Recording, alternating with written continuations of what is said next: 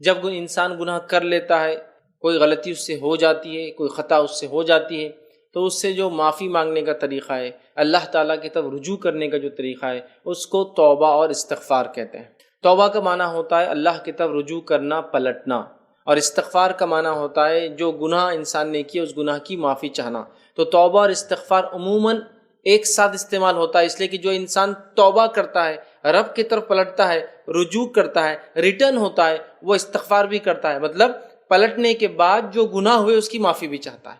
تو توبہ پلٹنا مطلب غلط راستے سے پلٹ کر سیدھی راہ کی طرف مڑ جانا، صحیح چیز کی طرف پلٹ جانا، اپنی زندگی کی روش، گناہ کی روش کو چھوڑ کر پلٹ جانا، اپنے گناہوں کو چھوڑ دینا، یہ ہوا توبہ۔ اور استغفار، جب انسان توبہ کرتا ہے، پلٹتا ہے اپنے گناہوں سے، تو جو گناہ کر چکا ہے اس کے مٹانے کے لیے، اس کے خاتمے کے لیے، اس کے معافی کے لیے، اس کی مغفرت کے لیے وہ جو کام کرتا ہے اس کو کہتے ہیں استغفار۔ تو توبہ اور استغفار عموماً ہم معنی الفاظ ہیں، جو ہم معنی استعمال ہوتے ہیں، مطلب ایک ساتھ استعمال ہوتے ہیں، لیکن دونوں میں بس تھوڑا سا فرق یہ، توبہ پلٹنا ہے اور استغفار پلٹنے کے بعد اپنے گناہوں سے معافی چاہنا ہے۔ تو ہر انسان گناہ کرتا ہے، ہر انسان خطا کرتا ہے، ہر انسان سے لرزش ہوتی ہے، کہیں نہ کہیں کوتاہیاں اور کمی ہوتی ہے، گناہ ہو جاتے ہیں۔ اس گناہ کے لیے انسان کو چاہیے کہ اپنے رب سے توبہ کرے، اور توبہ کے بعد استغفار کرے، یا استغفار اور توبہ کرے، اپنے گناہوں کی معافی چاہے اور اپنے طریقے کو بدل دے اور اللہ کی طرف رجوع کر لے، اللہ کی طرف پلٹ جائے۔ یہ بڑی اہم چیز ہے، یاد رکھیں۔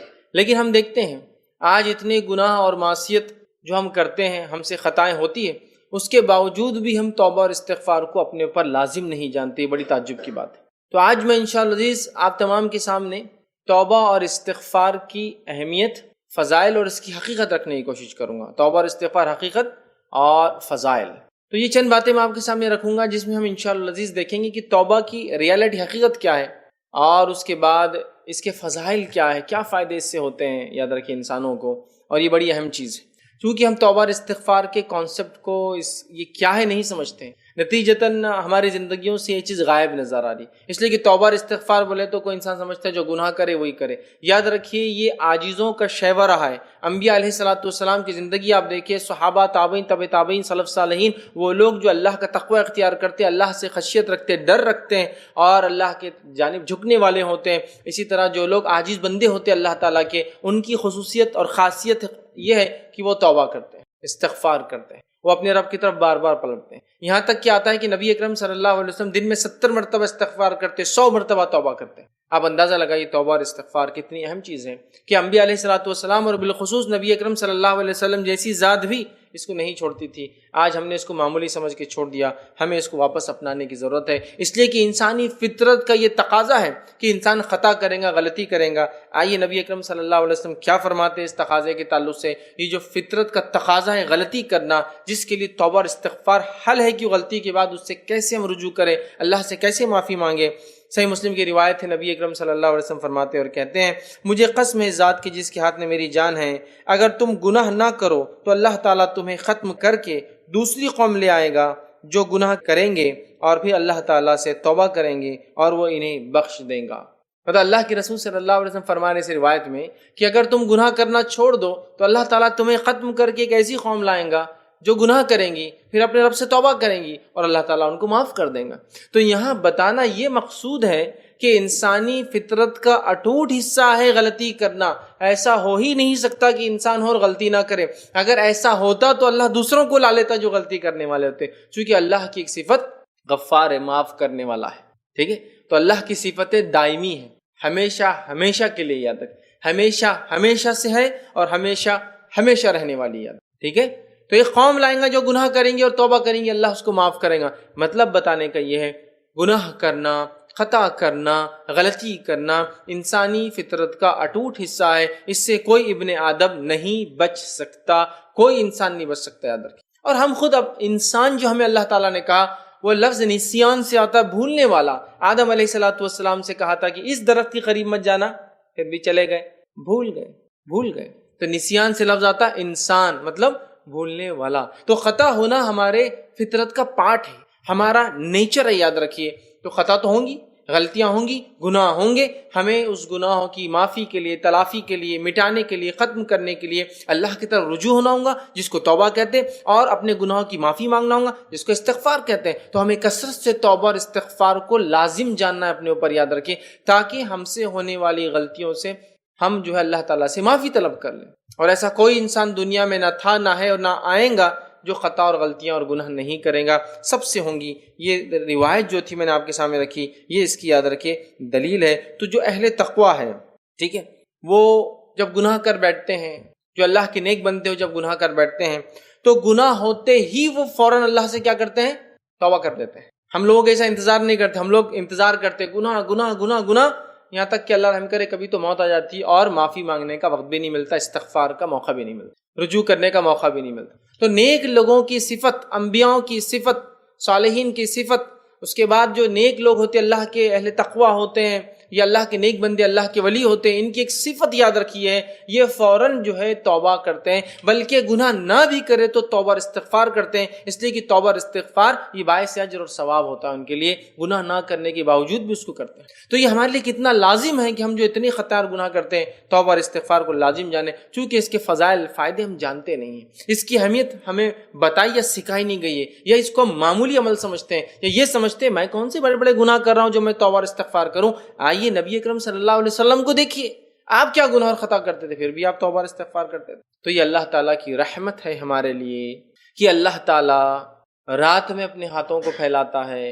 اور دن میں گناہ کرنے والے کے لیے اعلان کرتا ہے، دن میں گناہ کرنے والوں معافی مانگ لو، اور دن کو ہاتھ پھیلاتا ہے تاکہ رات میں گناہ کرنے والے اللہ تعالیٰ سے معافی مانگ لے۔ جب اللہ کا نیک بندہ اللہ تعالیٰ کے ساتھ کوئی خطا یا کوئی گناہ ہو جاتا ہے، وہ فوراً اپنے رب سے توبہ کرتا ہے، کیونکہ اللہ سبحانہ تعالیٰ رات کے گناہ کرنے والوں کو دن میں معاف کر دیتا ہے توبہ کی وجہ سے، دن کے گناہ کرنے والوں کو رات میں معاف کر دیتا ہے توبہ کی وجہ سے۔ اگر ہم توبہ کو لازم جان لیں تو ہم اپنے گناہ مٹا سکتے ہیں، یاد رکھیے، اپنے رب کے پاس اپنی مغفرت درج کرا سکتے ہیں، یاد رکھیے۔ تو اللہ تعالیٰ معاف کرتا ہے، یہ اس کی وسعتیں ہیں۔ اور جتنے گناہ ہم نے کیے ہوں گے، یاد رکھیے، جتنے گناہ ہم نے کیے ہوں گے، جتنے گناہ ہم نے کیے ہوں گے، اگر شرک پہ موت نہ آئے اور توبہ کرتے رہے تو انشاءاللہ العزیز اللہ تعالیٰ کو ہم معاف کرنے والا اور رحم کرنے والا پائیں گے۔ اس لیے اللہ تعالیٰ کی رحمت سے کبھی کبھی کبھی کبھی نا امید نہیں ہونا چاہیے۔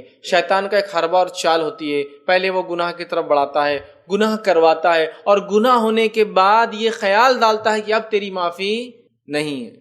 تو یاد رکھیے، کبھی اللہ رب العزت کی رحمت سے، مغفرت سے، اس کی ذات سے کبھی مایوس مت ہو، چاہے کتنے گناہ ہوں۔ ہم اگر سچے دل سے توبہ کریں گے، توبۃ النصوحہ کریں گے، ایسی توبہ جس کے بعد وہ گناہ پھر نہ کرے، تو انشاءاللہ العزیز ہمارے رب کو ہم معاف کرنے والا، بڑا رحم کرنے والا، بلکہ کبھی کبھار اگر سچے دل سے توبہ رہی تو اللہ رب العزت گناہوں کو نیکی میں تبدیل کر، سمجھے؟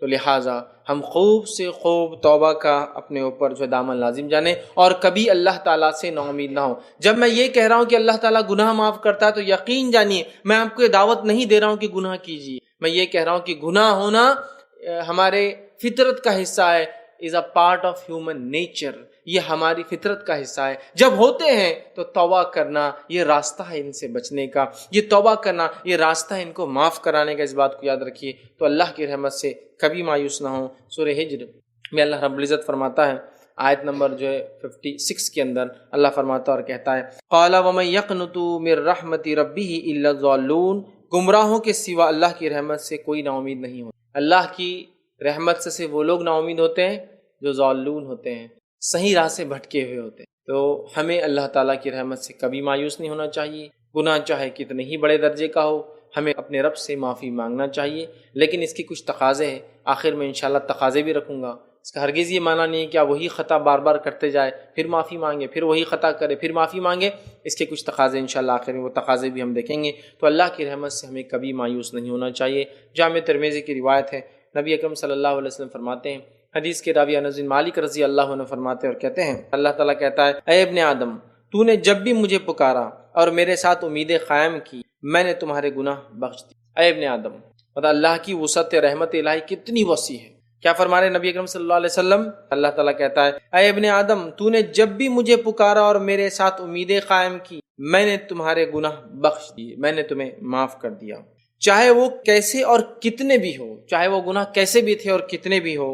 اگرچہ وہ آسمان کی بلندیوں تک بھی کیوں نہیں پہنچتے ہوئے ہو، مطلب اتنے زیادہ ہو کہ زمین سے لے کے آسمان تک کیوں نہ ہو، پھر تم نے میری بخشش طلب کی اور میں نے بخش دیا اور مجھے کسی کی کوئی پرواہ بھی نہیں۔ اے ابن آدم، تم نے جتنے بھی گناہ کیے ہو زمین سے لے کے آسمان تک، مجھ سے معافی طلب کی، میں نے تمہیں جو ہے معاف کر دیا۔ اے ابن آدم، اگر زمین کے جو ہے تہائیوں کے برابر گناہ کر کے بھی میرے پاس آؤ، زمین کی جتنی پرتیں جتنی تہ اگر اتنے گناہ کر کے بھی تم آؤ تو میرے ساتھ اگر کسی کو تم نے شریک نہ کیا ہو تو میں تمہیں زمین کی جو ہے پہناؤں کے برابر مغفرت نواز دوں گا۔ اے ابن آدم، تم نے اگر زمین سے لے کر آسمان تک بھی گناہ کیے ہوں گے تو میں معاف کر دوں گا اگر تم معافی مانگو گے۔ اے ابن آدم، اگر تم میرے پاس زمین کی تہ کے برابر، زمین کے وزن کے برابر بھی گناہ لاؤ گے تو میں تمہیں زمین کے وزن کے برابر رحمت کے ساتھ ملوں گا، بس تم نے میرے ساتھ شرک نہ کیا ہو، بس تم نے میرے ساتھ شرک نہ کیا ہو۔ اور اگر توبہ انسان کرے گا تو گناہ چاہے جتنے بھی ہو، جیسے بھی ہو، اللہ تعالیٰ ان تمام گناہوں کو بخشنے پر قادر ہے۔ اور اللہ کے رسول کیا فرمایا، اللہ تعالیٰ کہتا ہے اور مجھے کسی کی کوئی پرواہ نہیں، تم اگر زمین سے لے کر آسمان تک گناہ لے کر بھی آؤ گے تو مجھے کسی کی پرواہ نہیں، یاد رکھیے میں تمہیں معاف کروں۔ مطلب یہ کہ انسان ہونے کے ناطے مجھ سے اور آپ سے خطائیں اور غلطیاں ہوتی ہیں۔ جب خطائیں، غلطیاں اور گناہ ہوتے ہیں تو ہمیں اللہ تعالیٰ سے فوراً اس کی معافی مانگ لینا چاہیے، توبہ کر لینا چاہیے، استغفار کرنا چاہیے، رجوع پلٹ جانا چاہیے ان گناہوں سے، اور خوب اللہ سے جو ہے معافی طلب کرنا چاہیے، استغفار کرنا چاہیے کہ اللہ مجھ سے گناہ ہوا ہے۔ ہم یقیناً دیکھیں گے ہمارے رب کو ہم توبہ قبول کرنے والا اور رحم کرنے والا پائیں گے۔ اسی طرح نبی اکرم صلی اللہ علیہ وسلم کا مقام ہم جانتے ہیں، مقام مصطفیٰ صلی اللہ علیہ وسلم ہم سب کو پتہ ہے، لیکن اس کے باوجود اس مقام پر نبی اکرم صلی اللہ علیہ وسلم جس مقام پر فائز ہے، نہ آپ سے پہلے کوئی ہوا تھا نہ آپ کے بعد قیامت تک کوئی ہوگا، اس کے باوجود بھی نبی اکرم صلی اللہ علیہ وسلم کتنے خالص دل سے دن اور رات، صبح اور شام اپنے رب سے توبہ اور استغفار کرتے۔ نبی اکرم صلی اللہ علیہ وسلم کا مقام ہم جانتے ہیں، اس مقام پر فائز ہونے کے بعد بھی رسول اکرم صلی اللہ علیہ وسلم صبح اور شام توبہ اور استغفار کرتے ہیں۔ یہ امت کے لیے نمونہ ہے کہ ہم توبہ اور استغفار میں کثرت کریں۔ آئیے نبی اکرم صلی اللہ علیہ وسلم کے تعلق سے قرآن کیا بیان کرتا ہے، رب العزت نے آپ کو کیا حکم دیا، پہلے اس حکم کو سنتے ہیں۔ سورہ محمد سورہ نمبر 47 آیت نمبر جو ہے 19 میں اللہ فرماتا ہے اور کہتا ہے فَاعْلَمْ أَنَّهُ لَا إِلَهَ إِلَّا اللَّهُ وَاسْتَغْفِرْ لِذَنبِكَ وَلِلْمُؤْمِنِينَ وَالْمُؤْمِنَاتِ۔ اللہ فرماتا ہے اور کہتا ہے فَاعْلَمْ أَنَّهُ لَا إِلَهَ إِلَّا اللَّهُ، کہ اس بات کا اے محمد صلی اللہ علیہ وسلم علم رکھ لو کہ اللہ کے سوائے کوئی معبود برحق نہیں ہے، جان لیجئے کہ اللہ کے سوائے کوئی معبود برحق نہیں ہے، ٹھیک ہے۔ وَاسْتَغْفِرْ لِذَنبِكَ، اور اپنے گناہوں سے محمد صلی اللہ علیہ وسلم آپ استغفار کیجئے، اور اللہ فرماتا ہے اور اپنے گناہوں کی مغفرت اللہ سے طلب کیجئے، معافی مانگیے۔ وَلِلْمُؤْمِنِينَ، اور مومنوں کے لیے بھی آپ استغفار کیجئے، اور فرمایا وَالْمُؤْمِنَاتِ، اور مومن عورتوں کے لیے بھی، ایمان والیوں کے لیے بھی استغفار کیجئے۔ تو یہاں دیکھیے اللہ نے فرمایا وَاسْتَغْفِرْ لِذَنبِكَ، کہ اے محمد صلی اللہ علیہ وسلم آپ اپنے گناہوں سے اللہ سے استغفار کیجئے، معافی مانگیں، اور مومنوں کے لیے، اور مومن مرد اور مومن عورتوں کے لیے۔ تو یہاں اللہ رب العزت نبی کو اس مقام پر ہونے کے باوجود یہ کہہ رہا ہے اپنے گناہوں کی معافی طلب کیجئے۔ در حقیقت امت کو سبق ہے کہ امت کس کثرت سے استغفار کو لازم جائے، کہ نبی کو حکم آ رہا ہے۔ آئیے اسی طرح جو ہے صحیح بخاری کی روایت ہے، نبی اکرم صلی اللہ علیہ وسلم کے تعلق سے آتا ہے، اور روایت کے الفاظ اس طرح سے، مجھے اللہ کی قسم ہے میں ایک دن میں 70 مرتبہ سے زیادہ اللہ سے توبہ اور استغفار کرتا ہوں۔ نبی اکرم صلی اللہ علیہ وسلم فرماتے ہیں مجھے اللہ کی قسم ہے میں ہر روز دن میں 70 مرتبہ توبہ اور استغفار کرتا ہوں۔ نبی اکرم صلی اللہ علیہ وسلم کا معمول تھا، آپ بکثرت توبہ اور استغفار کرتے، 70 مرتبہ آپ خود کہہ رہے ہیں میں اللہ کی قسم میں 70 مرتبہ سے زائد اللہ سے توبہ اور استغفار کرتا ہوں۔ ابو داؤد کی روایت ہے، عبداللہ بن عمر رضی اللہ عنہ اس کے راوی فرماتے اور کہتے ہیں کہ نبی اکرم صلی اللہ علیہ وسلم کی ایک مجلس میں بیٹھے، نبی اکرم صلی اللہ علیہ وسلم کی زبان مبارک سے جو ہے نکلنے والے کلمے کو 100 مرتبہ سے زیادہ سنتے تھے۔ ہم نبی اکرم صلی اللہ علیہ وسلم کی زبان مبارک سے اس کلمے کو ایک مجلس میں more than 100 times 100 مرتبہ سے زیادہ سنتے تھے۔ وہ کیا کلمہ تھا؟ وہ کلمہ یہ تھا رب اغفر لی وتب علیہ، اے اللہ میری مغفرت کر، مجھے معاف کر، وتب علیہ میں تیری طرف رجوع کرتا ہوں، پلٹتا ہوں، انک انت التواب الرحیم، اور اے اللہ تو جو ہے رحم کرنے والا، تو جو ہے توبہ قبول کرنے والا اور رحم کرنے والا ہے۔ رب اغفر لی وتب علیہ، انک انت التواب الرحیم، اس کلمے کو جس کا معنی ہے اے اللہ میری مغفرت فرما دے، اے اللہ میری توبہ قبول فرما لے، تو بہت ہی توبہ قبول کرنے والا اور رحم کرنے والا ہے، اس کلمے کو نبی اکرم صلی اللہ علیہ وسلم ایک مجلس میں صحابی کہہ رہے ہیں ہم 100 مرتبہ سے زیادہ سن لیتے، 100 ٹائمز آپ ریپیٹ کر دیتے۔ پہلی والی روایت میں نبی اکرم صلی اللہ علیہ وسلم خود فرما رہے ہیں کہ میں 70 سے زیادہ توبہ اور استغفار کرتا ہوں۔ اس روایت میں آ رہا ہے کہ آپ مور دین 100 ٹائمز، ایک مرتبہ ایک مجلس میں بیٹھ جاتے تو 100 مرتبہ استغفار کر لیں۔ آپ اندازہ لگائیں 100 مرتبہ استغفار کر، تو اس سے پتہ چلتا ہے نبی اکرم صلی اللہ علیہ وسلم کا مقام ہم سب جانتے ہیں۔ اس مقام کے بعد بھی نبی اکرم صلی اللہ علیہ وسلم کا اس کثرت سے استغفار امت کے لیے بہت بڑی دلیل ہے کہ ہم کتنے گناہ اور معصیت کرتے ہیں، ہمارے لیے کتنا ضروری ہے کہ توبہ اور استغفار کو ہم اپنی نفس پر لازم جانیں، اس کے فضائل، اس کی اہمیت کو ہم سمجھیں۔ آئیے آگے بڑھتے ہیں، توبہ اور استغفار کے تعلق سے چند باتیں اور دیکھتے ہیں۔ مخلص اور متقی لوگوں کا توبہ اور استغفار یہ اوصاف، یہ صفت ہے۔ پہلے تو نبی اکرم صلی اللہ علیہ وسلم کی خود یہ عادت مبارکہ تھی، اللہ نے آپ کو حکم دیا، آپ خود 70 اور 100 مرتبہ توبہ استغفار کرتے۔ اب ہم دیکھتے ہیں مخلص اور متقی لوگ جو اللہ کے خالص بندے ہوتے ہیں، اس کا ڈر اور پاس و لحاظ رکھتے ہیں، تقوی رکھتے ہیں، ان لوگوں کے اوصاف میں یہ بھی شامل ہے کہ وہ کثرت سے توبہ اور استغفار کرتے۔ یاد رکھیے، تو اہل ایمان میں جو مخلصین ہیں، جو ایسے اصحاب ہیں جو اللہ رب العزت پر ایمان لاتے ہیں اور نیک اعمال کرتے ہیں، ان کا یہ طریقہ ہے کہ وہ گناہوں پہ نہ کبھی اڑتے ہیں، نہ اصرار کرتے ہیں کہ میں کروں گا، بلکہ جو ہی گناہ ہوتا ہے اس کی معافی اپنے رب سے جو ہے طلب کر لیتے۔ یاد رکھیے، اور اللہ رب العزت نے قرآن میں فرمایا، سورہ آل عمران سورہ نمبر 3 آیت نمبر 16 اور 17 میں اللہ فرماتا اور کہتا ہے الذین یقولون ربنا اننا آمنا فاغفر لنا ذنوبنا وقنا عذاب النار۔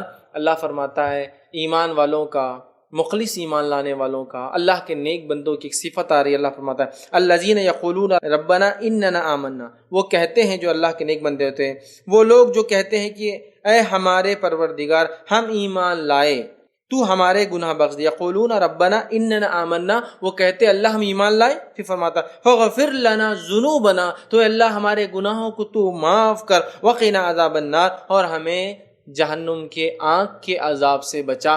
نیک لوگوں کی صفت یہ ایمان لانے کے بعد اپنے گناہوں کی معافی طلب کرتے ہیں۔ یہ افسوس کی بات ہے، ہم لوگ اپنے آپ کو ایمان والا کہتے ہیں، لیکن ایمان کے بعد یہ ہم اپنے گناہوں کی معافی کروانا افسوس کی بات بھول جاتے ہیں، ایسا سوچتے ہیں کہ ہم گناہ کرتے کب ہیں۔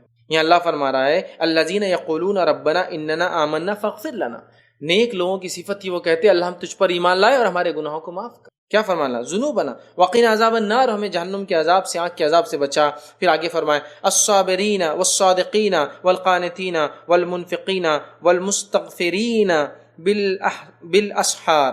اللہ فرماتا کہتا ہے الصابرین، یہ وہ لوگ ہیں جو صبر کرنے والے ہیں، والصادقین، اور صادق سچے ہیں، اور پھر فرمایا والقانتین، اور فرما بردار ہے، پھر فرمایا والمنفقین، اور اللہ کی راہ میں خرچ کرنے والے ہیں، والمستغفرین، اور اللہ نے فرمایا والمستغفرین بالاسحار، اور سحر کے وقت اٹھ کر اللہ سے استغفار کرنے والے ہیں۔ تو اللہ نے کہا والمستغفرین بالاسحار، کہ رات میں اٹھ کر سحر میں استغفار کرنے والے لوگ ہیں۔ یہ صفتیں بیان کی اللہ کے نیک لوگوں کی۔ اللہ نے ایمان لانے کے بعد توبہ کرتے ہیں اور راتوں میں سحر کے وقت توبہ کرتے ہیں۔ اس کا مطلب یہ کہ رات میں اٹھ کے سحر کے وقت تہجد ادا کرتے اور توبہ کرتے ہیں۔ مطلب یہ وہ لوگ ہیں جو فرائض کو ادا کرنے کے ساتھ ساتھ نوافل میں اضافہ کرتے ہیں اور اس کے باوجود بھی استغفار کرتے ہیں۔ اللہ ہم پہ رحم کرے، ہمارے تو فرائض ہی غائب ہیں اور استغفار کی تو کوئی موجودگی، کوئی دور دور تک اندیشہ بھی نظر نہیں آتا کہ ہم کبھی استغفار کریں۔ یہ وہ لوگ ہیں جو ایمان لاتے ہیں، فرائض ادا کرتے ہیں، نوافل راتوں کو اٹھتے ہیں اور پھر استغفار بھی کرتے ہیں۔ رات میں اٹھ کے استغفار کی خاص تذکرہ آ رہا ہے، تو گویا نفل ادا کرنے والے لوگ ہیں۔ نفل ادا کرنا بہت بھاری ہوتا ہے، یاد رکھیے، آسان نہیں ہوتا ہے۔ فرض تو ہے ہی، ظاہر سی بات ہے، فرض کے بعد نفل ہے، لیکن جو فرض کے بعد نفل کرے مطلب بہت بھاری بوجھ اٹھا رہا ہے، مطلب وہ فرض سے آگے بڑھ کے نوافل میں لگا رہا ہے۔ یاد رکھیے بہت ٹف، بہت مشکل۔ فرائض ہی کتنی مشکل سے ہوتے ہیں اندازہ ہوتا ہے نا، نوافل کے لیے کوئی جا رہا ہے مطلب کتنا اپنے نفس پر قابو پا چکا ہے ماشاءاللہ وہ انسان کہ نفل کے لیے جاتا ہے، فرائض سے آگے بڑھتا ہے۔ سمجھ رہے ہیں آپ بات کو؟ تو یہاں نیک لوگوں کی صفت اللہ رب العزت نے بتائی ہے۔ تو متقی لوگ جو ہے بکثرت اللہ سے توبہ اور استغفار کرتے، یاد رکھیے۔ دوسری جگہ اللہ رب العزت فرماتا ہے سورہ الذاریات آیت نمبر 18 میں اللہ نے فرمایا وَبِالْأَسْحَارِ هُمْ يَسْتَغْفِرُونَ، اور اللہ نے فرمایا اور وہ بوقت سحر استغفار کرتے ہیں۔ اور وہ لوگ اللہ کے نیک بندے بوقت سحر استغفار کرتے ہیں، اپنے گناہوں کی رب سے معافی طلب کرتے ہیں رات میں، اور کیوں نہ ہوں، حدیث میں آتا صحیح مسلم کی، ہر رات اللہ تعالیٰ آسمانی دنیا پہ نازل ہوتا ہے، ہر رات، رمضان میں نہیں، ہر رات، اور ایک آواز لگائی جاتی ہے کوئی مانگنے والا میں دینے بیٹھا ہوں، ہے کوئی معافی چاہنے والا میں معاف کرنے بیٹھا ہوں۔ تو وہ اس وقت اٹھتے ہیں جو سحر کا آخری وقت ہوتا ہے، اور وہاں اپنے رب سے استغفار کرتے، دو جگہ فرما دیا، راتوں کو اٹھ کر سحر میں استغفار کرتے۔ اسی طرح توبہ اور استغفار نبی اکرم صلی اللہ علیہ وسلم کا اسوہ تھا، طریقہ تھا۔ ایک تو اللہ نے حکم دیا، متقیوں کی صفت توبہ استغفار ہے، نبی اکرم صلی اللہ علیہ وسلم کا اسوہ طریقہ تھا، اور آپ کے تعلق سے آتا ہے کہ آپ بکثرت توبہ اور استغفار کرتے ہیں۔ اور اللہ رب العزت قرآن میں سورہ نصر سورہ نمبر 110 آیت نمبر 1 سے لے کر 3 یہ فرماتا ہے اور کہتا ہے، نبی اکرم صلی اللہ علیہ وسلم کو یہ حکم آیا جب آپ نبوت کا مشن ختم کرنے پر تھے، اب آپ کا دنیاوی مشن، نبوی مشن فنش ہو رہا تھا، ختم ہو رہا تھا، آپ لوٹ کر اپنے رب کے پاس اب جانے والے تھے، تو اللہ تعالیٰ نے رب کے پاس آنے سے پہلے کوئی طریقہ بتایا نبی اکرم صلی اللہ علیہ وسلم کو کہ نبی آپ کو کیا کرنا ہے ہمارے پاس آنے سے پہلے۔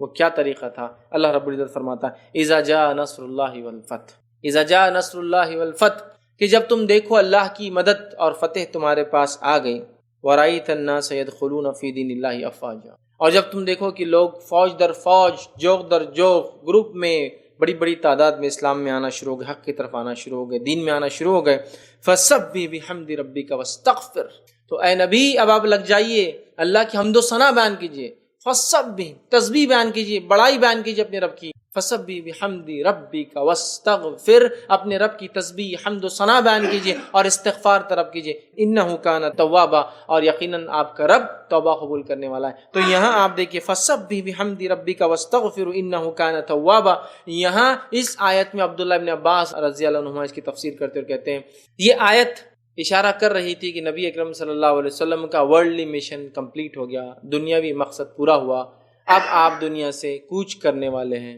جانے والے، تو اس سے پہلے کیا کرنا ہے؟ فسبح بحمد ربک واستغفر۔ تو یہاں علماء لکھتے ہیں کہ آخر وقت میں جب انسان کو پتہ چل جائے اس کا یہ آخر وقت ہے، کثرت سے اللہ کی حمد و ثنا کرے اور استغفار کرے۔ مطلب ہے کہ جب انسان بوڑھا ہو جاتا ہے، یقیناً جوان بھی کرے، لیکن بڑھاپے کی بات تو یقینی موت ہوتی ہے، جوان کو امید ہوتی ہے، کثرت سے آخر وقت میں کثرت سے اللہ کی حمد و ثنا استغفار کرنا چاہیے۔ یہ بڑی افسوس کی بات ہے ہماری امت میں، جب انسان بوڑھا ہو جاتا ہے کثرت سے توبہ اور استغفار کے بدلے کثرت سے وہ ٹی وی اور موبائل اور میڈیا کے اندر پھنسا ہوا رہتا ہے، کثرت سے پوتے اور پوتیاں بازو ہے، نواسے اور نواسیاں بازو، اور ہینڈ سیٹ اس کے اندر ریموٹ کنٹرولر، بس یہ اس کی زندگی ہے، میچز دیکھ رہا ہے، ڈرامے دیکھ رہا ہے، اور جو ہے ٹی وی کے سامنے لگا ہوا، یہ اس کی زندگی۔ آخر وقت میں خاص طور سے فسبح بحمد ربک واستغفر، اے نبی اللہ کی حمد و ثنا بیان کی، تسبیح بیان کیجیے، استغفار کیجیے، انہ کان توابا، یقیناً آپ کا رب توبہ قبول کرے۔ تو نبی اکرم صلی اللہ علیہ وسلم زندگی میں بھی کرتے رہے، آپ کے نبوی مشن کے خاتمے کے بعد بھی اللہ تعالیٰ نے آپ کو اسی کا حکم دیا۔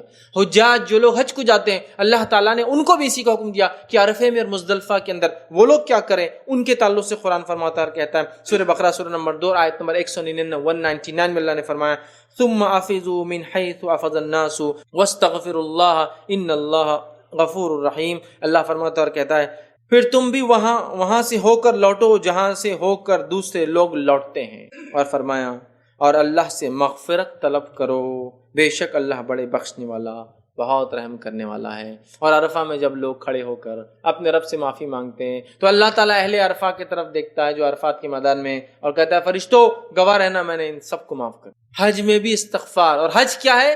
عرفہ ہی حج ہے، عرفہ ہی حج ہے، اور وہاں کیا حکم دیا گیا؟ توبہ اور استغفار اور دعا کرنے کا۔ گویا حج بھی توبہ اور استغفار اور دعا ہے، اور کچھ گناہوں سے معافی، گناہوں کی معافی بہت ضروری، یاد رکھیے ہم میں سے کوئی شخص چونکہ گناہ سے بچتا نہیں ہے، اور گناہ کے ساتھ جنت میں داخلہ نہیں ہو سکتا جب تک کہ ہمارا رب اپنے فضل، جود اور کرم اور ہمارے کیے گئے وہ اعمال جو اس کو پسند تھے اس کو قبول نہ کر لے۔ ایک تو فضل ہو اللہ کا، اور پھر ہمارے اعمال کو قبول کرے، اس کے بغیر معافی نہیں۔ تو حجاج کو بھی استغفار کا حکم دیا گیا۔ نبی اکرم صلی اللہ علیہ وسلم کا طریقہ بھی استغفار ہے، آپ 70 سے 100 مرتبہ کرتے ہیں۔ اہل تقوی اللہ کے نیک بندوں کا شعار یہی ہے، نبی کو اپنے نبوی مشن کے خاتمے پر اس کا حکم دیا گیا۔ اسی طرح اللہ رب العزت نے حاجیوں کو حکم دیا کہ وہ بھی جب جو ہے مزدلفہ اور اسی طرح میدان عرفات میں ہوتے ہیں تو وہ اللہ رب العزت استغفار کریں۔ توبہ اور استغفار کے آئیے چند فضائل بھی آپ کے سامنے رکھتا ہوں، اس کے ثمرات، اس کے فضائل کیا ہے، یہ تو اہمیت تھی اس بات کی۔ اس کے ثمرات، اس کے فضائل میں جو سب سے پہلی چیز آتی ہے وہ یہ ہے، یاد رکھیں استغفار کے تعلق سے کہ استغفار کرنے سے اللہ رب العزت ہم پر رحم کرتا ہے. استغفار کرنے سے، اپنے گناہوں کی معافی مانگنے سے اللہ تعالیٰ مجھ پر اور آپ پر رحم کرتا ہے. ہم سب اللہ سے رحم کی بھیک مانگتے ہیں، دن رات مانگتے ہیں، اس لیے کہ ہم سب گناہ گار خطا کار ہیں. اگر اللہ تعالیٰ ہمیں رحم نہ کرے، ہمیں معاف نہ کرے، تو یاد رکھیے ہمارا کوئی مددگار روز قیامت نہیں ہوگا. تو یہاں اللہ رب العزت کے رحم چاہنے کے لیے ہمیں چاہیے کہ ہم استغفار کریں. اللہ رب العزت سورہ نمل سورہ نمبر 27 اور آیت نمبر جو ہے 46 میں فرماتا اور کہتا ہے لولا تستغفرون اللہ لعلکم ترحمون. اللہ فرماتا اور کہتا ہے تم اللہ سے استغفار کیوں نہیں کرتے تاکہ تم پر رحم کیا جائے. تم اللہ تعالیٰ سے استغفار کیوں نہیں کرتے تاکہ تم پر اس دنیا اور آخرت میں رحم کیا جائے. میرے بھائیوں، دنیا اور آخرت کی مصیبت، پریشانیاں، تکلیف، مصائب اور دنیا میں افراد اور ملکوں کی حفاظت کا ذریعہ توبہ اور استغفار ہے. اس لیے کہ اللہ مصیبت اس لیے لاتا ہے کہ انسان پر، اس لیے کہ بیما کسبت ایدی الناس، یہ ہمارے ہاتھوں کی کمائی ہوتی ہے، ہم کماتے ہیں ہاتھوں کی عادت. اللہ فرماتا ہے زمین اور پانی میں جو فساد ہے وہ انسانی ہاتھوں کا نتیجہ، مطلب جو معصیت اور گناہ ہم کرتے ہیں اس کا نتیجہ ہے. جو آزمائشیں، جو آفتیں، مصیبت، بلائیں، طوفان، آندیاں، پریشانی اس دنیا میں آتی، زلازل جو آتے ہیں، زلزلے، یہ سب ہمارے گناہوں کا نتیجہ. اور اس سے بچنے کا طریقہ استغفار. تو اللہ فرما رہا ہے تم کیوں نہیں اللہ سے استغفار کر کے رحم طلب کرتے ہو؟ تم اللہ سے استغفار کیوں نہیں کرتے تاکہ تم پر رحم کیا جائے؟ تو اللہ سے رحم چاہتے ہیں ہم، تو استغفار کا پہلا فائدہ، رحم اگر چاہیے اللہ کا تو استغفار کرنا ہوگا، توبہ کرنا ہوگا. دوسرا سورہ نور سورہ نمبر 24 آیت نمبر 31 میں اللہ فرماتا ہے اور کہتا ہے وَتُوبُوا إِلَى اللَّهِ جَمِيعًا أَيُّهَا الْمُؤْمِنُونَ لَعَلَّكُمْ تُفْلِحُونَ. اور اے ایمان والو، تم سب کے سب اللہ کی طرف توبہ کرو تاکہ تم فلاح پاؤ، کامیابی پاؤ، کامرانی پاؤ، سکسس پاؤ، فلاح پاؤ. فلاح پانے کا طریقہ کیا ہے؟ وَتُوبُوا إِلَى اللَّهِ جَمِيعًا أَيُّهَا الْمُؤْمِنُونَ. اے ایمان والو، تم سب کے سب اللہ کی طرف توبہ کرو، رجوع کرو، لَعَلَّكُمْ تُفْلِحُونَ، تاکہ تم فلاح پاؤ. تو اللہ سے رحم چاہیے تو ہمیں استغفار کرنا ہے. اللہ کی طرف سے فلاح اور کامیابی چاہیے تو ہمیں رجوع کرنا ہے، لوٹنا ہے اللہ کی طرف، پلٹنا ہے، گناہوں کے راستے کو چھوڑ کر تقوی کا راستہ اپنانا ہے. تب ہمارے گناہ اللہ تعالیٰ جو معاف کریں گا. تو فلاح پانے کا، نجات پانے کا، سکسس پانے کا یہ طریقہ ہے، یاد رکھیے وہ کیا ہے؟ توبہ. آئیے آگے بڑھتے ہیں. تیسرا فائدہ اس کا ہم دیکھتے ہیں کہ ہم اگر چاہتے ہیں کہ افراد اور ملک انڈیویجول اینڈ نیشنز جس کو کہیں گے، افراد اور قومیں اگر بلاؤں سے، مصیبتوں کو، مشکلات کو، آفت کو، دکھ کو، درد کو اگر اپنے سے دور رکھنا چاہتی ہے، اس کا نسخہ بھی توبہ اور استغفار. آفتیں، بلائیں، مشکلیں، دکھ، درد، جو بھی پریشانیاں ہیں اس سے بچنے کا طریقہ توبہ اور استغفار ہے. آئیے اللہ تعالیٰ کیا فرماتا ہے سورہ الانفال سورہ نمبر 8 آیت نمبر 33 میں اللہ فرماتا ہے 33 میں اور کہتا ہے وَمَا كَانَ اللَّهُ مُعَذِّبَهُمْ وَهُمْ يَسْتَغْفِرُونَ. اگر وہ مغفرت طلب کرتے رہیں تو اللہ انہیں عذاب دینے والا نہیں ہے. اگر وہ مغفرت طلب کرتے رہے تو اللہ تعالیٰ انہیں عذاب دینے والا نہیں ہے.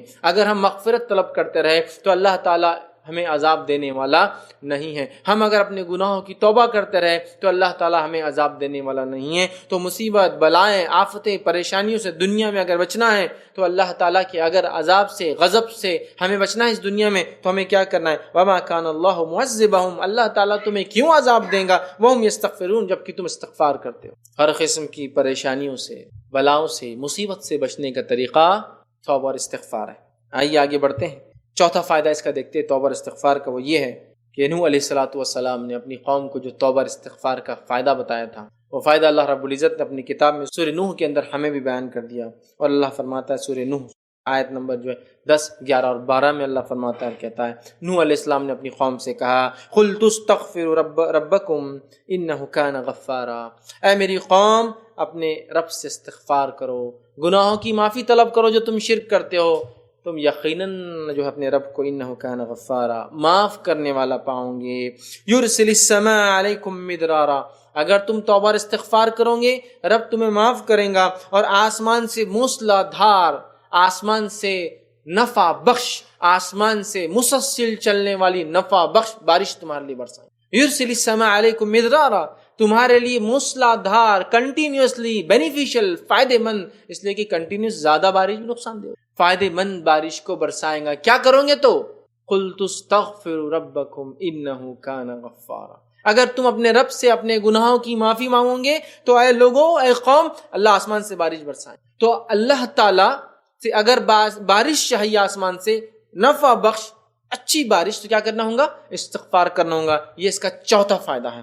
پانچواں فائدہ اسی میں جو نوح علیہ السلام اپنے قوم کو بتایا وہ بھی اسی کے اندر ہے. پھر فرمایا وَيُمْدِدْكُمْ بِأَمْوَالٍ وَبَنِينَ، اور اللہ تعالیٰ فرماتا ہے وَيُمْدِدْكُمْ بِأَمْوَالٍ وَبَنِينَ وَيَجْعَلْ لَكُمْ جَنَّاتٍ وَيَجْعَلْ لَكُمْ أَنْهَارًا. اور نوح علیہ السلام نے کہا اے میری قوم وَيُمْدِدْكُمْ بِأَمْوَالٍ وَبَنِينَ، اللہ تعالیٰ تمہیں اموال مال میں بڑھا دیں گا اگر تم توبہ استغفار کرو گے، والبنین، اور تم بیٹے چاہتے ہو نا تمہیں بیٹوں میں بڑھا دیں گا، تمہیں اولاد میں بڑھا دیں گا. استغفار کرو گے تو موسلادھار بارش ہوں گی، استغفار کرو گے تو اللہ تعالیٰ مال میں کثرت دے دیں گا، مال بڑھا دیں گا، تمہاری اولادیں اور لڑکوں میں اضافہ کر دیں گا. پھر فرمایا وَيَجْعَلْ لَكُمْ جَنَّاتٍ وَيَجْعَلْ لَكُمْ أَنْهَارًا، اور تمہیں ایسے باغات دے دیں گا جو ہرے بھرے لہلہاتے، جنت کہتے ہیں ہرا بھرا لہلہاتا ایسا باغ جس کی چھاؤں کبھی ختم نہ ہوتی ہو. اللہ فرماتا ہے وَيَجْعَلْ لَكُمْ جَنَّاتٍ، اور تمہیں عطا کر دیں گا ایسے باغ جن کی چھاؤں ختم نہ ہو، جو ہرے بھرے رہیں گے. وَيَجْعَلْ لَكُمْ أَنْهَارًا، اور نہریں جاری کر دیں گا، پانی کا ذریعہ جاری کر دیں گا. ان تین آیتوں میں اللہ تعالیٰ نے نوح علیہ السلام کے ذریعے 4 فائدے جو ہے قوم کو بتائے.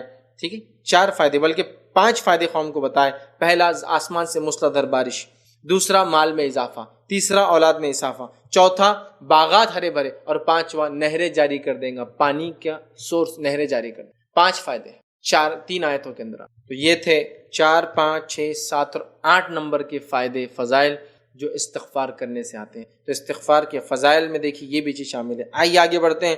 9واں فائدہ استغفار کا وہ کیا ہے؟ وہ یہ ہے اللہ تعالیٰ دنیا کی زندگی اچھی کر دیں گے. اللہ تعالیٰ دنیا کی زندگی اچھی کر دیں گا. کون ہے جو نہیں چاہتا دنیا کی اچھی زندگی؟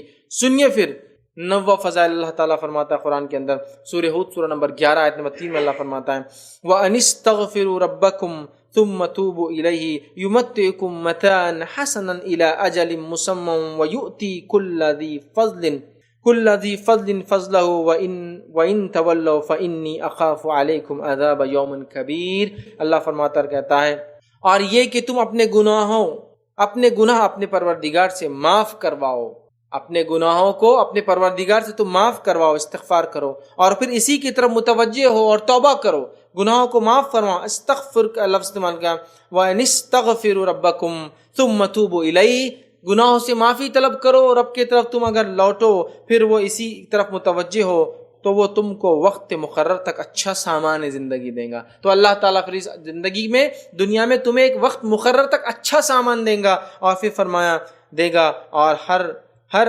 زیادہ عمل کرنے والے کو زیادہ ثواب دیں گا، اور جو جتنا زیادہ عمل کرے گا اس کو اتنا زیادہ ثواب ملیں گا. اور اگر ایسا نہ کیا میری قوم تم نے تو میں ڈرتا ہوں ایک بڑے عذاب کے دن سے تمہارے بارے میں، مطلب یوم قیامت سے میں ڈرتا ہوں تمہارے. تو یہاں ایک اچھی زندگی دنیاوی چاہیے تو توبہ اور استغفار کرنا ہے، تو ایک اچھی زندگی انشاءاللہ العزیز مجھے اور آپ کو ملیں گی. یہ 9واں فائدہ تھا. آگے بڑھتے ہیں. 10واں فائدہ کیا ہے؟ وہ ایک حدیث کے اندر آتا ہے. یوں تو اس کے اتنے فضائل ہے کہ میں سمجھتا ہوں اگر میں پورے فضائل لوں گا تو وقت بھی نہیں پوریں گے. ہم سیدھا لے رہے ہیں، جو 10 ایک فضائل ہم دیکھ رہے ہیں، اتنے فضائل قرآن حدیث میں آتے ہیں. آئیے آگے بڑھتے ہیں. اور ایک فضیلت جو آتی ہے ابو داؤد کی روایت ہے، نبی اکرم صلی اللہ علیہ وسلم دیکھیے کیا فرماتے ہیں، کیا فضیلت ہے توبہ اور استغفار کی. سنیے غور سے.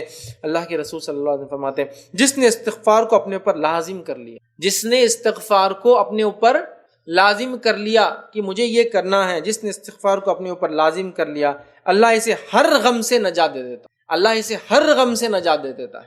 اللہ اسے ہر غم سے نجات دے دیتا ہے. ہر تنگی وہ مشکل سے نکال دیتا ہے، ہر تنگی اور مشکل سے نکال دیتا ہے، اور وہاں سے رزق عطا فرماتا ہے جہاں سے اس نے سوچا بھی نہیں ہوگا. وہاں سے رزق عطا فرماتا ہے، روزی دیتا ہے جہاں سے اس نے سوچا بھی نہیں ہوگا. ایک حدیث 3 فضائل، 10واں 11واں اور 12ویں فضیلت. 3 فضائل کیا استغفار کے. اور آپ جہاں استغفار کا تذکرہ دیکھیں گے نا حدیث میں بالخصوص، تو ایک فائدہ تو حدیث میں ہے ہی نہیں، 2، 3، 4، 5 فائدے ایک ہی حدیث میں ایک ساتھ آتے ہیں. دوسرے عمل کا کیسا، ایک حدیث آتی ہے تو ایک ہی فضائل یا فائدہ. استغفار کا جامع معاملہ آئے گا نا تو جیسا دیکھیے نوح علیہ السلام نے اپنی قوم کو کہا 5 فائدے بتائے، استغفار کے 5 فائدے.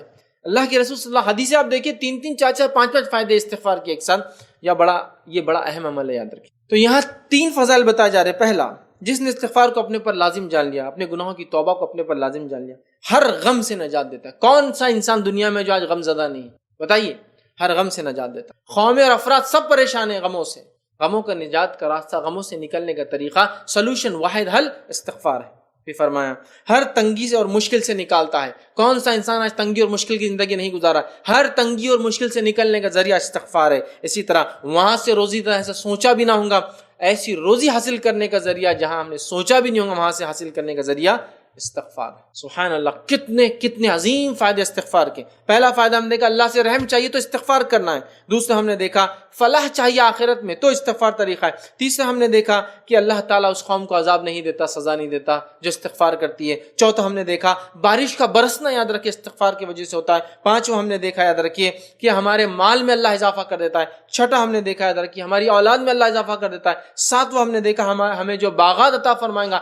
آٹھواں ہم نے دیکھا اللہ ہمارے لیے نہریں جاری کریں گا. نواں ہم نے دیکھا دنیا کی اچھی زندگی گزاریں گے ہم. دسواں ہم نے دیکھا کہ جو ہے ہر غم سے اللہ نجات دیں گا. گیارہواں ہم نے دیکھا تنگی سے ہمیں دور کر کے جو ہے مشکل سے نکال دیں گا. اور بارہواں ہم نے دیکھا جو ایسی جگہ سے روزی دیں گا جہاں سے ہم نے سوچا بھی نہیں ہوگا. سبحان اللہ، کتنے برکات اور فضائل اور فائدے صرف ایک چیز توبہ اور استغفار کو لازم جاننے کے. ہمیں چاہیے ہر مرد اور عورت، ہم تو اتنے گناہ کرتے جس کی کوئی انتہا نہیں. ہر شخص اپنے گناہوں کی بوجھ تلے آج دبا ہوا ہے. ہمیں اگر چاہیے کہ اس گناہوں کی بوجھ تلے نکل کر اپنے حالات کو اپنے رب سے معافی مانگ کر بدلوائے تو یہی طریقہ یاد رکھیے. قوموں پر جب عذاب آتے تھے تو قومیں ان عذاب کو دیکھ کر، عذاب کیوں آتے قوموں پر؟ ان کے گناہوں کی کثرت کی وجہ سے، بالخصوص شرک کے گناہ اور دیگر گناہوں کی کثرت کی وجہ سے جب عذاب آتے تھے تو قوم سمجھتی تھی یہ تو ہمارے لیے فائدے کی چیز. کسی قوم پر ہوا آ رہی تھی، وہ سوچ رہی ہے یہ ہوا فائدے نفع بخش چیز لائیں گی. چونکہ ہوا چلتی ہے تو پھر جھاڑوں سے جو ہے ذرات نکل کے دوسرے جھاڑ پر جاتے ہیں، پولینیشن ہوتا ہے، پھر وہ جھاڑ پھل دینے لگتا ہے. کیڑے پتنگے اڑ کے ایک علاقے سے دوسرے علاقے میں آتے ہیں جس سے بہت ساری تبدیلیاں آتی ہیں. تو وہ سمجھ رہے یہ ہوا ہمارے لیے فائدہ مند ہے، جبکہ اپنے گناہوں پر ان کی نظر نہیں تھی. یہ ہوا ان کے لیے فائدہ مند ہرگز نہ تھی، یہ ہوا ان کے لیے عذاب لے کر آئی. تو کسی قوم پر بارش برستی ہے تو وہ سمجھتا ہے کہ اب یہ بارش ہمارے لیے کھیتوں کو لہلہا دیں گی، ہمارے ڈیم اور ندیوں کو بھر دیں گی. لیکن وہ اپنے گناہوں پر نظر نہیں ڈال رہے اعمال پر، نتیجتاً وہ بارش ان کے لیے عذاب اور سزا بنتی ہے. ایک قوم صرف ایسی گزری ہے قرآن کے اندر ہم مطالعہ کریں، جس قوم نے جب عذاب کو دیکھا بھاگ گئی، اپنے گناہوں پہ نظر ڈال لیا اور توبہ کر لی اور بچ گئی. وہ قوم تھی قوم یونس. جب انہوں نے بادلوں کو آتے ہوئے دیکھا جو کالے اور گھنے تھے، وہ قوم سمجھ گئی یہ بادل ہمارے لیے کوئی خوشخبریاں نہیں لائے ہیں. ساری قومیں اس کے برعکس قرآن میں آتا ہے خوش ہوئی عذابات کو دیکھ کر. اب بارش آئیں گی، اب ہوا چلیں گی تو فصلیں اچھی اگیں گی. یہ قوم نے سمجھ لیا، چونکہ ان کی نظر اپنے اعمال پہ تھی اور ان کے نبی یونس علیہ السلام ان کو چھوڑ کر چلے گئے تھے کہ قوم عذاب آنے والا. قوم فوراً بھاگ گئی، ہمارے اعمال ویسے نہیں ہیں. اپنے رب سے توبہ کیا، اللہ تعالیٰ نے ان پر سے عذاب ہٹا. ورنہ اکثر قومیں غرق رہی اپنے گناہوں میں اور اسی حالت میں دنیا سے چلے گئی. میرے بھائیوں، تو توبہ اور استغفار کو ہمیں اپنے اوپر لازم جاننا ہے اس سے پہلے کہ وہ عذاب آ جائے جس کا وعدہ کیا جاتا ہے. اور اب ہر وقتاً فوقتاً ہر مرحلے قوموں پر، دیگر قوموں پر، لوگوں پر، ملکوں پر اور زمین کے خطوں پر عذابات آتے رہیں گے. تو ہمیں فوراً اپنے گناہوں پر نظر ڈالنا ہے، توبہ اور استغفار کی کثرت کرنا ہے. پھر دیکھیے فائدے. بارش نہیں ہوتی، توبہ اور استغفار. اولاد نہیں ہے، توبہ اور استغفار. گناہ کی زیادت ہوگی، توبہ اور استغفار. اللہ سے رحم چاہیے، توبہ اور استغفار. غم سے نجات چاہیے، توبہ اور استغفار. مصیبت پریشانی سے دوری چاہیے، توبہ اور استغفار، ہے نا. دنیا اور آخرت کی کامیابی چاہیے، توبہ اور استغفار کو ہم لازم جان لیں. سب کچھ اس کے اندر مل جائیں گے. یہ بہت بڑا عمل ہے، بہت بڑا عمل ہے، بہت بڑا عمل ہے توبہ اور استغفار. یاد رکھیے. تو یہ اس کے چند فائدے تھے، یاد رکھیے. اب آئیے توبہ اور استغفار کی حقیقت کیا ہے وہ بھی جانیں. ریالٹی میں نے کہا تھا نا، توبہ اور استغفار. اب ماشاءاللہ یہ سب پتہ چل گیا. اب میں روز توبہ اور استغفار شروع کر دوں گا جیسے ہم لوگ کرتے ہیں. توبہ اور استغفار کیا ہے ہمارے نزدیک معلوم؟ نماز کے بعد خاموشی سے مسجد میں بیٹھنا اور پھر ادھر اور ادھر دیکھنا کہ کوئی دیکھ تو نہیں رہا ہے، اور فوراً اپنے دونوں گالوں پر ادھر کا ہاتھ ادھر، ادھر کا ادھر مارنا. اور یہ ہے توبہ اور استغفار، ہے نہیں؟ یہ کرتے توبہ استغفار بولتے کیا یوں کر لیے، روز پہلے دیکھ لیتے کوئی دیکھ تو نہیں رہا تاکہ لوگوں کو پتہ نہ چلے میں گناہ کرتا ہوں. کون سا ایسا انسان جو گناہ سے بچا ہے؟ ابن آدم کی حقیقت تو دیکھیے. ابن آدم کی حقیقت تو دیکھیے. اپنے جسم میں غلاظت لے کر پھرتا ہے.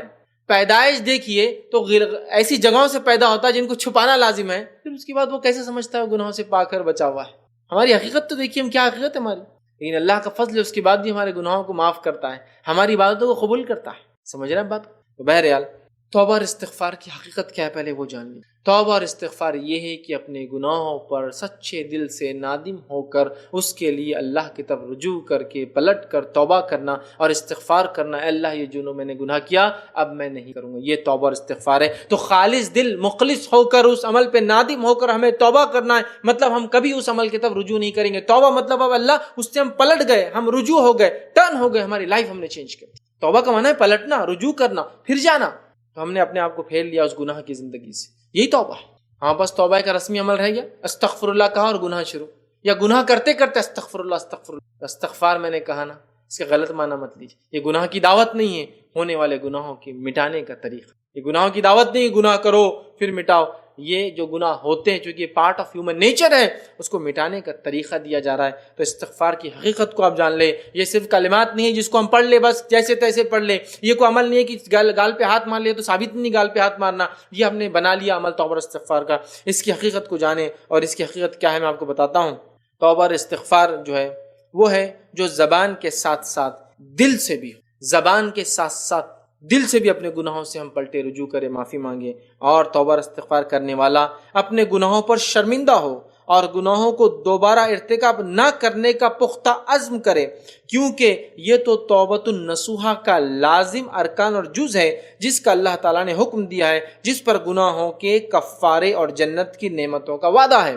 تو اگر ہم گناہوں کا کفارہ چاہتے ہیں، گناہ مٹانا چاہتے ہیں، تو خالص دل سے توبہ کرے، زبان پہ کلمات بھی ہو، دل سے نادم بھی ہو۔ اور نبی اکرم صلی اللہ علیہ وسلم فرمایا، ایک انسان ایک گناہ کرتا ہے، اللہ سے توبہ کرتا ہے، اللہ اسے معاف کرتا ہے، پھر گناہ کرتا ہے، پھر توبہ کرتا ہے، پھر اللہ اسے معاف کرتا ہے، پھر گناہ کرتا ہے، پھر توبہ کرتا ہے، پھر اللہ معاف کرتا ہے اور کہتا ہے فرشتوں گواہ رہنا، اس کو میں نے معاف کر دیا، اور اس کے پورے گناہ معاف کر دیا ساری زندگی کی باقی۔ جیسے اصحاب بدر کی طرف اللہ تعالیٰ نے دیکھا، نبی اکرم صلی اللہ علیہ وسلم فرماتے ہیں اصحاب بدر کی طرف اللہ نے دیکھا اور کہا چاہو جو کرنا ہے کرو، میں نے تم کو معاف کر دیا۔ اصحاب بدر چونکہ انہوں نے اتنا بڑا کام کیا تھا اللہ کی راہ میں، اللہ نے انہیں معاف کر دیا ہے نا۔ اصحاب بدر میں سے ایک صحابی تھے جنہوں نے ایک بار، یہ ان کی غلطی تھی کہ مسلمانوں کی خبر کافروں کو پہلے پہنچا دی تھی، سزا نہیں دی گئی، کیوں کہ اللہ تعالیٰ نے اصحاب بدر کے دیکھا اور کہا چاہو جو کرنا ہے کرو، میں نے معاف کر دیے، بخش دیے گئے تھے۔ سمجھ رہے بات؟ تو بخش دیے جانے کے لیے ضروری ہے توبۃ النصوحہ، سچی توبہ دل سے۔ تو اس شخص کا کیا جو حدیث میں آ رہا ہے اللہ نے اسے معاف کر دیا، توبہ کی بات یاد رکھیے، اس کا معنی یہ نہیں ہے کہ وہ ایک ہی گناہ کر رہا تھا۔ انسان ہونے کے ناطے ایک گناہ سے توبہ کے بعد کیا آپ سمجھتے دوسرا گناہ نہیں ہوگا؟ بالکل ہوگا۔ کل بنی آدم خطا وخیر الخطائین التوابون، آدم کی ہر اولاد خطا کار ہے، بہتر وہ ہے جو توبہ کر۔ دوسرا ہوگا، اس نے دوسرا گناہ کیا، پھر اب سے معافی مانگی، پھر اس سے تیسرا گناہ، پھر اس نے معافی مانگی، چونکہ وہ عادی تھا معافی مانگنے کا، اللہ نے اعلان کر دیا فرشتوں گواہ رہنا، اس کو معاف کر دیا ہمیشہ کے لیے، چونکہ یہ عاجز بندہ ہے، میرا تائب بندہ ہے، ایک گناہ ہوتا ہے معافی کرتا ہے، دوسرا گناہ ہوتا ہے معافی کرتا ہے، تیسرا گناہ ہوتا ہے۔ لیکن اگر ایک آدمی ایک ہی گناہ پر اڑا ہے، اس کا مطلب اس کی پہلی توبہ سچی نہیں ہے۔ اس لیے میں نے کہا خالص مخلص دل سے ہو کر، زبان سے کلمات ادا کر کے، دل میں نادم ہو کے، پکے عزم کے ساتھ، پھر اس گناہ کی طرف نہ پلٹنا، یہ توبہ ہے اور توبۃ النصوحہ کا ٹوٹ پاٹ ہے۔ اللہ تعالیٰ سنیے سورہ تحریم میں آیت نمبر 8 میں کیا فرماتا ہے، اور اللہ فرماتا ہے یا ایھا الذین آمنوا توبوا الی اللہ توبۃ نصوحا عسیٰ ربکم ان یکفر عنکم سیئاتکم ویدخلکم جنات تجری من تحتها الانہار۔ اللہ فرماتا ہے ایمان والو، تم اللہ کے سامنے سچی خالص توبہ کرو، قریب ہے کہ تمہارا رب تمہیں ایسی جنتوں میں داخل کرے جن کے نیچے نہریں بہتی ہے۔ تو اسی لیے میں نے کہا توبۃ النصوحہ جس کے کرنے سے جنت میں چلے جاتے ہیں، جس کے نیچے نہریں ہیں، اس توبہ کا لازمی جز ہے کہ گناہ کرنے کے بعد واپس نہ پلٹا تو مغفرت کے وعدے۔ تو توبۃ النصوحہ، سچی توبہ کرے یا ایمان والو، تم اللہ سے سچی خالص توبہ کرو، قریب ہے تمہارا رب تمہیں ایسی جنتوں میں ڈال دے جن کے نیچے نہریں بہ رہی۔ تو اللہ فرما رہا ہے ایسا ربک یکفر عنکم سیئات، اور تمہارے گناہوں کو اللہ معاف کر دے اور تمہیں ایسی جنتوں میں ڈال دے جس کے نیچے۔ ہم چاہتے ہیں ہمارے گناہ معاف ہو، توبۃ النصوحہ کیجیے، سچی توبہ کیجیے اپنے رب سے، یہ لازم ہے۔ امام قرطبی رحمہ اللہ تفسیر قرطبی فرماتے توبہ کے تعلق سے کہتے ہیں ہمارے علماء کا کہنا ہے مطلوبہ استغفار، جو اوپر توبۃ النصوحہ والی بات ہو رہی، مطلوبہ استغفار وہ ہے جو گناہ پر اصرار کی گرہ کھول دے۔ مطلب یہ وہ توبہ ہے جو گناہ پر اصرار کی گرہ کو کھول دے، مطلب ایک انسان بار بار وہی گناہ نہ کرے، اصرار نہ کرے، بلکہ گرہ کھل جائے، اب وہ گناہ کی طرف نہ جائے۔ تو بار بار جو ہے گناہ پر اصرار کی گرہ کھول دے، اور اس کا معنی و مفہوم دل میں جو ہے ثبت کر دے اور اس کا معنی اور مفہوم استغفار کا دل میں جما دے، سمجھ جائے انسان اس کا معنی کیا ہے۔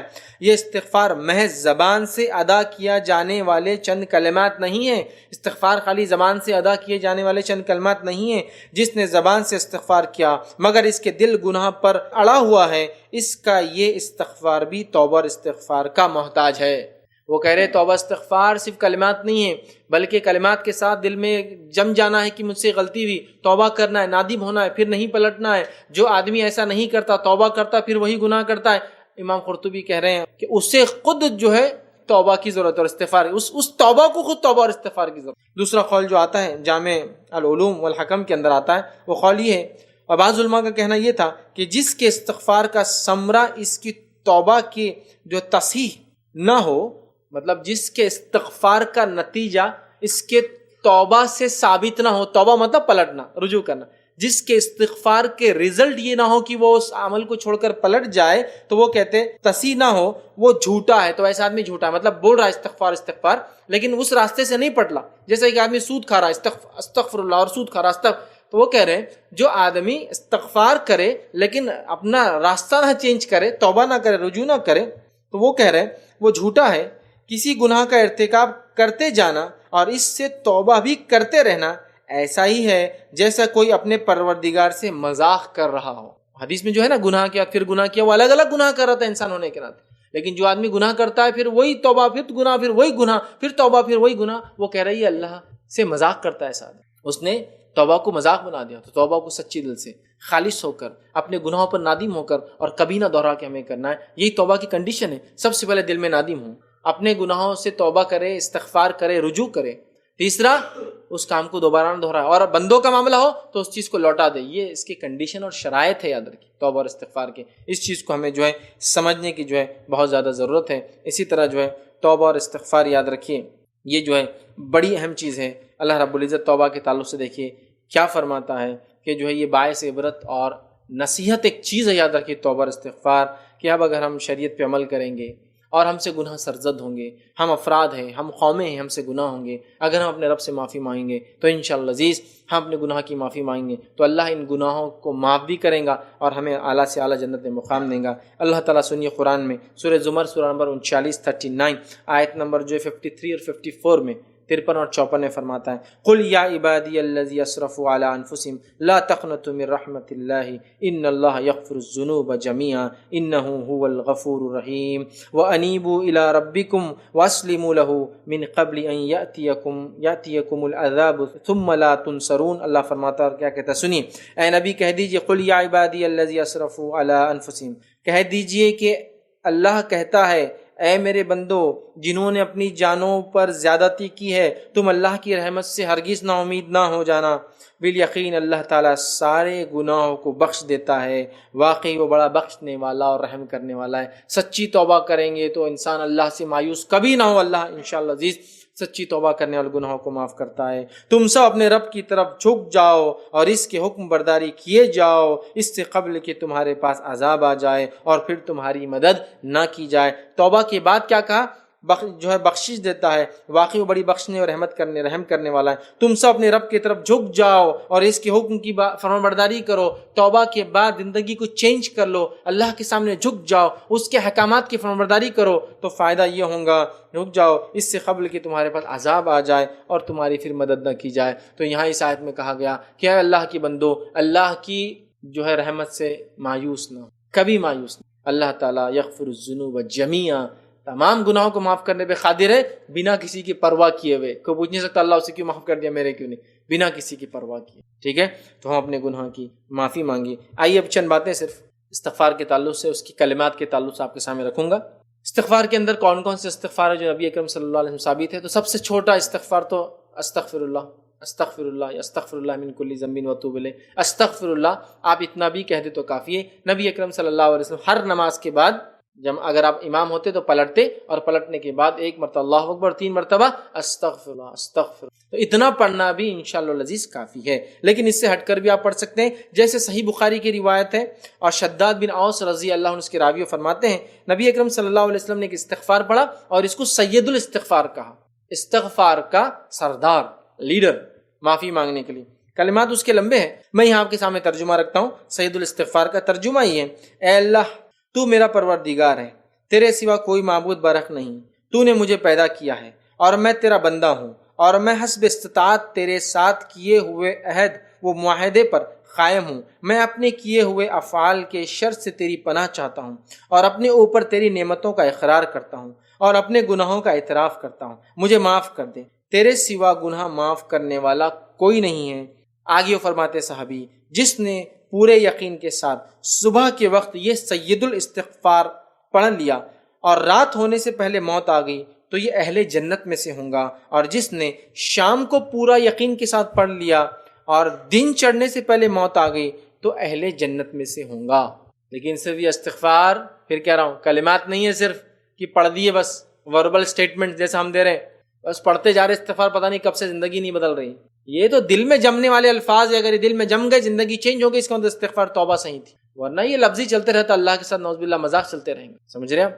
سید الاستغفار ابو داؤد کی روایت ہے، عبداللہ بن مسعود رضی اللہ عنہ اس کے راوی فرماتے اور کہتے ہیں، نبی اکرم صلی اللہ علیہ وسلم فرما رکھا، جس نے استغفار کی یہ کلمات پڑھے اس کے تمام گناہ معاف کر دیے جاتے ہیں، چاہے وہ میدان جنگ سے بھاگنے والا کیوں نہ ہو۔ آپ کو معلوم میدان جنگ سے بھاگنا گناہ کبیرہ ہے، وہ کیوں نہ معاف ہو جاتے ہیں۔ کون سا استغفار ہے؟ اللہ کے رسول صلی اللہ علیہ وسلم فرماتے ہیں، استغفر اللہ الذی لا الہ الا هو الحی القیوم واتوب الیہ۔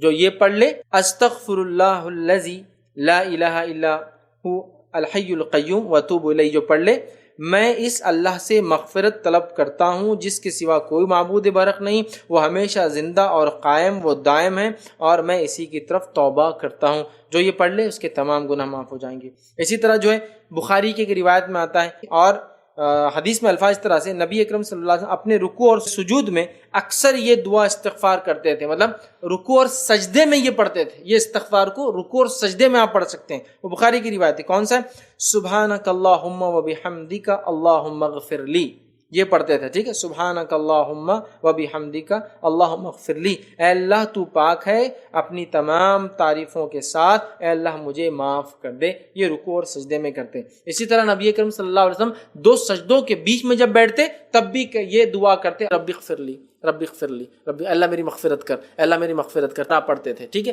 اسی طرح اور بھی لمبی دعائیں، اللہم اغفر لی وارحمنی وارزقنی وعافینی، یہ دعا بھی آپ کرتے، دونوں ثابت ہو۔ اللہم اغفر لی یہ دعا بھی کرتے تھے نماز میں دو سجدوں کے بیچ میں جب آپ بیٹھتے تھے۔ اسی طرح ایک روایت کے اندر آتا ہے، صحیح مسلم کی حدیث ہے، نبی اکرم صلی اللہ علیہ وسلم جو ہے سلام پھیرنے سے قبل یہ استغفار نماز میں پڑھتے تھے۔ سلام پھیرنے سے قبل مطلب اتحیات وغیرہ پڑھنے کے بعد سلام پھیرنے سے پہلے یہ استغفار نماز میں پڑھا کرتے تھے۔ کیا ہے؟ اللہم اغفر لی ما قدمت وما اخرت وما اسررت وما اعلنت وما اسرفت وما انت اعلم به منی انت المقدم وانت المؤخر لا الہ الا انت، اے اللہ میرے پہلے، پچھلے، پوشیدہ، ظاہر تمام گناہ بخش دے، میری زیادتیاں مجھے معاف کر دے جنہیں تو مجھ سے زیادہ بہتر طریقے سے جانتا ہے۔ تو ہی مقدم ہے، تو ہی مؤخر ہے، تو ہی اول ہے، تو ہی آخر ہے، تیرے سوا کوئی معبود برحق نہیں۔ یہ استغفار یاد رکھیے نماز کے اندر نبی اکرم صلی اللہ علیہ وسلم کرتے تھے۔ تو یہ سلام سے پہلے قاعدے میں، رکوع اور سجود میں کرتے تھے، وہ پتہ چل گیا، دونوں سجدوں کے بیچ میں کرتے تھے، وہ پتہ چل گیا، سید استغفار کرتے